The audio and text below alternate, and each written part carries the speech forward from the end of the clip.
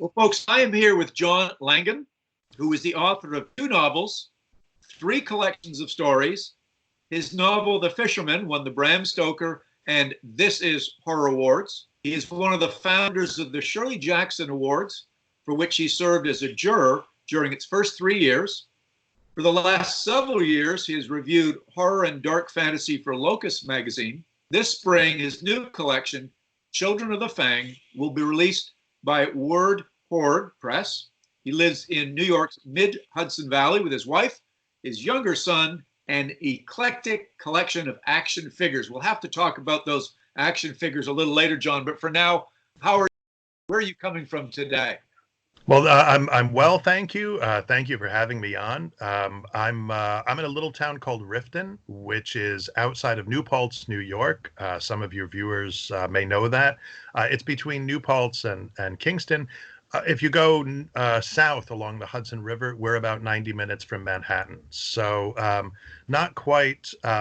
My friends who come from upstate New York, Saratoga, what have you, don't consider this upstate. But my friends who live in the city, of course, consider anything above 125th Street upstate New York. So I'm in the middle, and things are I suppose about as good as they can be, all things considered. Well, we say in the middle of it all. I mean, obviously, we hear on the news sort of generally New York City and blossoming out to New York State. You're right now the epicenter of this of the virus in the country. How is it affecting you and your daily life and your wife and your son? What is going on that sort of changed your life because of the restrictions in place? Well, my wife and I are both teachers. She teaches at the State University of New York at New Paltz, and I teach down at the New York Military Academy in Cornwall, which is a boarding school, a high school. We have both moved to online teaching because both of our institutions have closed for face-to-face learning. So I've spent the last couple of weeks, what was in theory, my spring break, getting up to speed on how to use various online learning platforms, Zoom and Edmodo and that sort of stuff, and also trying to figure out how to take my syllabus for all my different classes, which there's a lot of. I try to make it very dynamic and lots of hands-on, interactive kind of stuff, and trying to figure out how to switch all that to online. And my wife's been doing the same thing. My son is also, his school has been on hiatus for the last couple of weeks. Fortunately for him, he's also a very talented guitarist, and he's in a band, and he's also in a music school. And so he's been able, to a certain extent, to occupy himself with working on his music. He's also a fisherman, and he's been spending a lot of time tying a lot of flies for the upcoming trout season. But it's an adjustment. Our dogs think it's terrific. They're a little freaked out that we're home all the time, but they also think it's great that I'm sure they're getting the attention they feel they deserve. And what are the rules, John, for stepping out of the household? Are you freely able to go to the grocery store, the drugstore? What are the restrictions that are in place outside the household? We live on a dead-end street with a little bit of room between us and our neighbors. So when we go out to walk our dogs, say we see our neighbors from a distance. We wave to each other. When we go into town, there's no restrictions in terms of going into town, but we are trying as much as possible to limit those trips out, just in the interest of flattening the curve. So it used to be. I'm a big fan of just cooking whatever comes to me on the day, if I'm the one who's in charge of meals for that day. So I'm a big fan of just stopping in at the supermarket and saying, let's see what they have and make something from there. We've had to become much more methodical in terms of thinking, okay, let's get a bunch of stuff that we can make. Same thing with the pharmacy. What kind of stuff can we make? And I have a room full of books, so it's really and my Netflix queue and my Amazon Prime queue, the video queues are enormous. So I certainly have plenty of stuff to occupy myself with. But it feels weird, My son is learning how to drive, and so I'm still trying to take him out driving. Although I'm trying not to stop any place except maybe once in a while the gas pump. And so that's very weird because you feel like you're driving around through this landscape that is in some ways kind of diminished, I guess. There were fewer cars on the road. There were fewer cars in parking lots. You notice that when people are standing talking to each other in the parking lot, they're doing so from a greater distance now.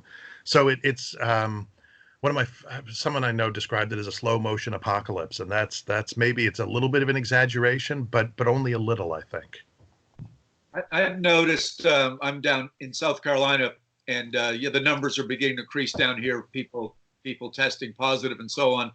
One of the things in a hardware store I need to go into, they were only allowing, and it was a big one, only allowing 10 people in at one time. So there was a big lineup outside, and they had chalk marks 6 feet apart, very orderly, and they'd started implementing. You could place your order online, and if you did, you went and stood on the other line on the other side. So people are beginning to to understand the importance of the social distancing. Not get upset if you can't have your way like we Americans are normally used to getting, and that's been I think a big adjustment. Yeah, no, absolutely, and I think that I think it's important to realize that we will get through this, but we need to get through it together. And the way that we get through it together is by looking out for one another. By my younger brother is a doctor, and he's down in the Lehigh Valley in Pennsylvania, and they're already this is already hitting them very hard. And I think about him, and obviously, I guess what I do isn't going to affect him directly, but it is going to affect the system of which he's a part, and which is trying very hard to make this as good as it can be, or at least not as horrible as it can be. And so I think about that. I think we all know people who are doctors, nurses, who work in the healthcare profession. If you think to yourself, like, if you find it hard to get behind this, just think about that person. Just think about trying to help that one person. I'm just going to try to make that person's life easy. Obviously, if you have older relatives, if you can think about them too, and just think, you'd like to have them around for as long as possible. If especially, if it's a grandmother, grandfather, aunt, uncle, you'd like yourself and your children, whatever, to be able to have them around. So let's try to work to make that happen.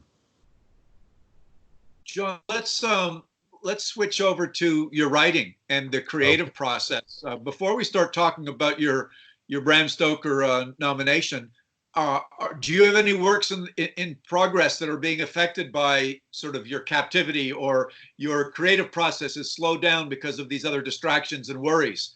Is any of that affecting you?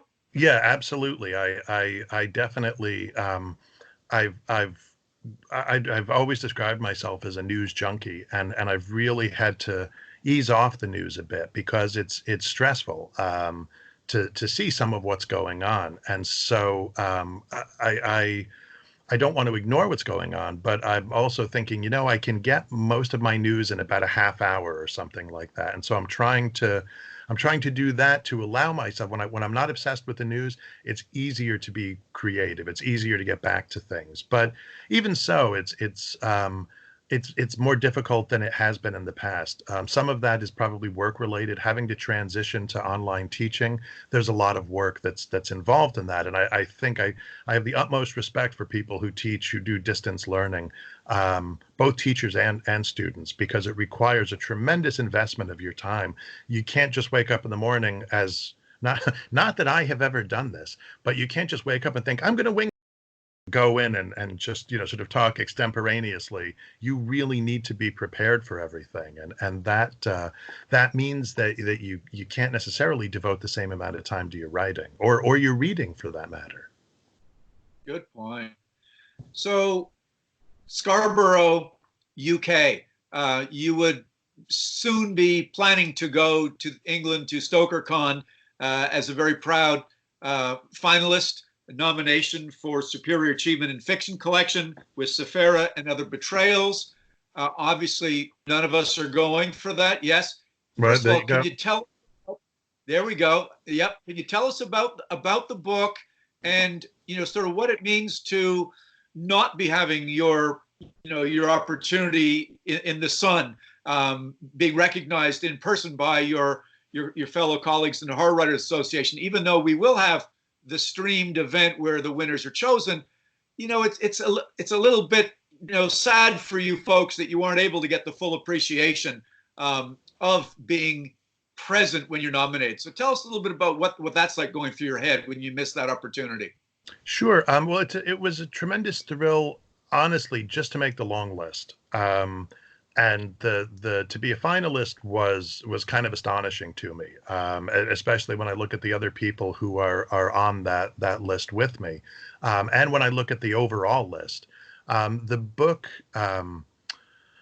The book came about because I'd written my second collection and published my second collection, The Wide Carnivorous Sky, with Hippocampus Press. And it had done very well, much better for me than I could have hoped. And so I wanted to do a follow-up collection. And I was looking at the stories I might assemble for that collection. And at first, I just had a number in mind. Oh, I'll do like 10 or 12 or something like that, about the same as I had done with the second collection. But there was this group of stories, a half a dozen stories, that all really seemed to kind of cling together because they had all been written, almost with one exception, they'd all been written about a 2-year period. And I was reading them, kind of as the editor or the critic, and I was like, man, all of these are about betrayal. And I thought, okay, that's your collection there. That's the theme. And then I had 2 other stories that I hadn't finished at that point that were also about betrayal. And I thought, well, if I'm going to do this book, these stories need to be part of it. And so one of them was the title story, Sefira, which grew into a short novel when I got done with it. It's about 50,000 words. And the other was a new novella called At Home in the House of the Devil, which was, I think, just about 17,000 words. And so, they came together. Paul Tremblay wrote a really lovely and gracious introduction to the book for me. And it's been very well received. And people have been very gracious and very generous about it. I know that story collections are always kind of a hard sell, even for me. If I think, do I want to read a story collection or do I want to read a novel? I always or almost always go for the novel. There's just something satisfying about novels, right? It's very much part of our culture. So I appreciate when anybody gives the time of day to a short story collection. Hold up the cover again. I want to ask you about the cover art. I'm a cover art junkie, and I love the story. This Who did that? This is art by an Argentinian artist named Santiago Caruso. He did the cover to my first novel, House of Windows. And this was back when Nightshade Books was an independent publisher. They found Santiago because they were always on the lookout for new artists, and they got him to do that cover. And I liked that cover fine, but I had looked on his website and he'd done these other crazy illustrations. And so I wanted to work with him again. So when my second collection, when The Wide Carnivorous Sky came out, I'd asked Derek Hussey of Hippocampus, who did both of these books. I'd asked Derek if we could work with Santiago, and so we worked with him for that, and he produced this amazing cover. And then for this, we reached out to him again, and he came up with this other amazing cover. So he's done work for maybe Dark Regions Press, I think, as well, and maybe for some other Hippocampus stuff. He's a terrific artist who just he's down in, I think he's outside Buenos Aires, and he just does all these crazy paintings and drawings and what have you. And how does an artist, at least, or how does the author get the artist to get an idea of a collection of stories? Does he focus on one story in particular, the main story, and highlight that on the cover? Or do you have any say in the matter? You just let him see the whole manuscript and he comes up with what he wants? I sent him the manuscript, but then he also said to me, okay, but like, what do you think about this manuscript? What are the things that are going on in here? And so we talked through some stuff, and then he sent some preliminary sketches, and he had some very different ideas. And then I said, these all look good, kind of go nuts. And so he picked the one that worked for him. And this is what he came up with. I very much feel like although I wanted to be a comic book artist when I was a kid, I'm not an artist. And so I kind of feel like I have to, I want to trust the artist, I guess, to come up with something. Um, and where, John, is this work available? Do you have a personal website you sell books? Does Hippocampus sell them? Obviously, Amazon. How can you tell the viewers the easiest way to get to know more about you and your writing and how to get a hold of this book? You can go to Hippocampus Press, and you can buy the softcover. They also have a hardcover edition if that's your thing, and you can also get the Kindle edition, or an ebook version there. Obviously, it's available through Amazon and BarnesandNoble.com.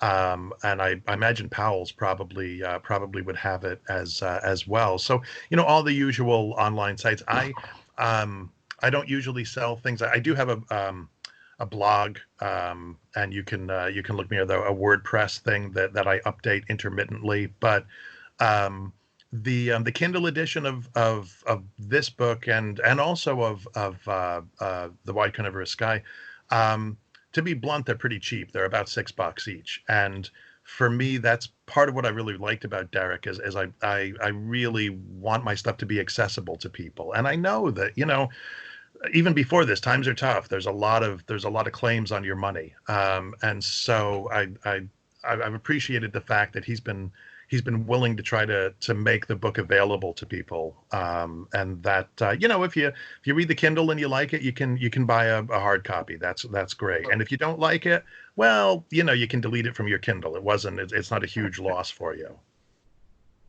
Well, I always look for silver linings. Is there anything? I mean, you've led us through a good journey on how these stories were created, what's going on in your life. Is there anything positive that you've sort of noticed by being somewhat sequestered into your house under new conditions? Any silver lining here with this pandemic and the isolation that's caused you and your family to go through? Well, I think that it's a reminder of how interconnected we are, and it's a reminder. I read something the other day that said, maybe I heard it on the radio. It said that divorce filings are up dramatically in New York City. It's all of a sudden, and so I can imagine that could happen. But it really has reminded me of how much I depend on my family and also my friends and those kinds of online interactions that you have with people that maybe you only meet once a year at a convention or even not even that often, just every now and then, every few years at a convention, that those can be really saving. Don't get me wrong, social media drives me insane as much as I guess it drives everybody else insane. But having said that, I do think this is where we see one of the benefits of it, is that we can just reach out to each other and just try to keep in touch and say, hey, are you doing okay? Are you all right? I think that matters. I'm always touched whenever anyone does that for me, and I try as best I can to do it for others. So if we kind of remember that, I think that's a good thing. I think that the idea that we're back to John Donne, right? No man is an island, and forgive the gendered language, but I think that I think that that's true. And I think that if we can remember that moving ahead, it is going to be a little while, I think, before we see each other. I'm pessimistic about the summer conventions. I know that Worldcon in New Zealand has already been canceled, and I usually go to ReaderCon. I was looking at going to NeCon. I don't think either of those is going to happen. So I think we're going to have to get by a bit longer than we might usually get by, without seeing each other. And so I think that we need to hang in there, and at least we have a way to talk to each other, like this, and try to take advantage of that. Well, John, I appreciate your time this evening. I know you're busy with your teaching and all. Just to remind the viewers of this interview that the Bram Stoker Awards will be streamed on April 18th. And to that end, John, I wish you good luck with Sefira and Other Betrayals in the Superior Achievement in Fiction Collection. There we go. And all the best to you. And I've got a sense that your students are very lucky to have you as a teacher. My hat's off to you, sir. Thank you, sir. Have a great. Thanks. Okay. Bye now. Bye-bye.